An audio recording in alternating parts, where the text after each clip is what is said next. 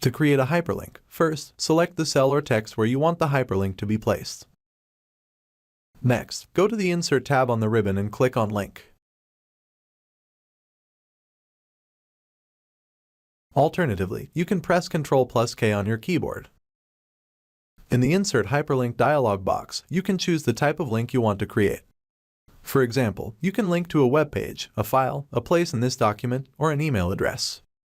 If you want to link to a web page, enter the URL in the address field, for example, Wikipedia website.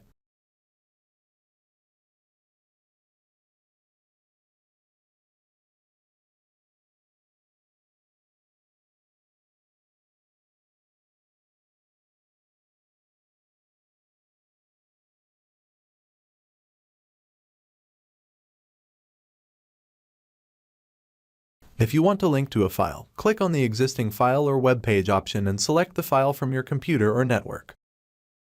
If you want to link to another cell within your workbook, select the Place in this document option and choose the sheet and cell where you want to link to. You can also customize the text that will appear as the hyperlink by entering it in the Text to Display field. Once you're done, click OK to create the hyperlink. The cell or text you selected earlier will now be underlined and appear in blue font to indicate that it's a hyperlink. You can click on it to open the link. And that's it. You now know how to create hyperlinks in Excel. Don't forget to save your workbook after creating hyperlinks to ensure that they remain clickable. I hope you found this tutorial helpful. Feel free to check out the free playlist in the description below to learn more about Excel. If you have any questions or suggestions for future videos, leave them in the comments below. And don't forget to hit that like button and subscribe for more Excel tips and tricks.